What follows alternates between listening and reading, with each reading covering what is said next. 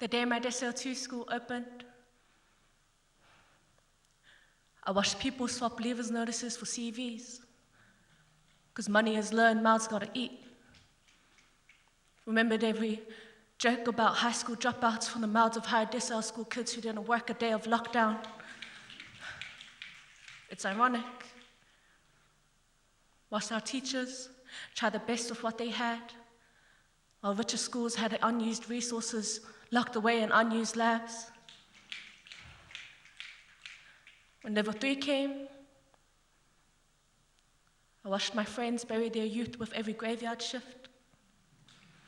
Day after day, they were told they were essential, but those Chromebooks never came, so I guess they were at the bottom of the waiting list. It's ironic how people say South Auckland broke the lockdown rules the most when we asked to unarm the police, as if walking outside of our doors is reason enough to be shot in the street. Like Alongata deserved to have his life cut short when he wasn't ready. When the Christchurch terrorist still has the privilege of being able to breathe steady, it's ironic how we didn't break the rules. Our mobility rates were so high, because while you worked from home on Zoom, we had the most essential workers packing your shopping, driving your buses, cleaning your classrooms, turned on the TV to hear how domestic violence rates rose.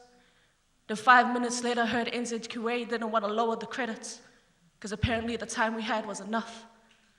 Like any kid wants to worry about essays when they have to deal with being beat up. Poor brown kids living the life of the hard knocks, while rich white kids get away with making racist TikToks. Isn't it ironic? How they poverty pimp our perspective until headlines override our headstones, until all that is left of our stories is how inspirational we were to you. Inspirational enough to repost, but I guess not inspirational enough to protect.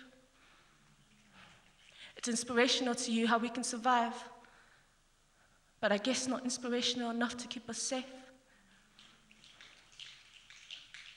And I didn't ask to be an advocate. Man, you think I wanted to spend my youth like this? Before the age we are old enough to know who we are taught to hate the parts of ourselves we can't change. And so I wonder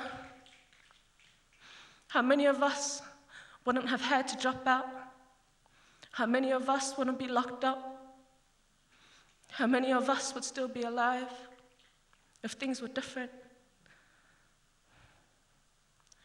And no matter how hard I try to keep my head in these books, I'm reminded there are things only the streets can teach you.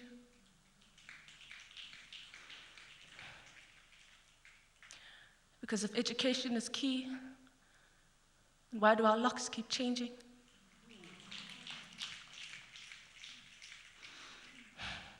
If knowledge is power, then why does it come at a price we can't afford?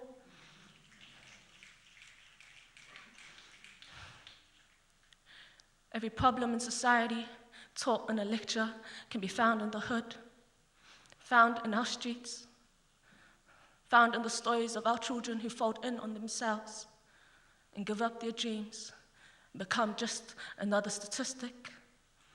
Because isn't the reality of our lives at the end of the day to you just politics?